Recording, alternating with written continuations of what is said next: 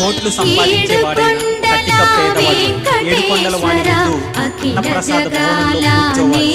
అసలైన అమృతం అంటే ఏంటో అక్కడే తెలుసు.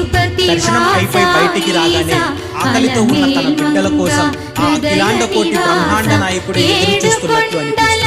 రోజుకు కోట్ల రూపాయల హుండీలో పడిన ఆ స్వామికి అసలైన ఆనందం తన భక్తుల కడుపు నింపటంలో ఉంది. అక్కడ కూర్చొని అరిటాకులో భోజనం చేస్తుంటే పక్కన ఉన్నది కోటీశ్వరుడా సామాన్యుడా అనే తేడా ఉంది. వడ్డించే వేడి వేడి అన్నం, ఆ సాంబార్, అందులో ఉండేది కేవలం ఉప్పు కారాలు మాత్రం.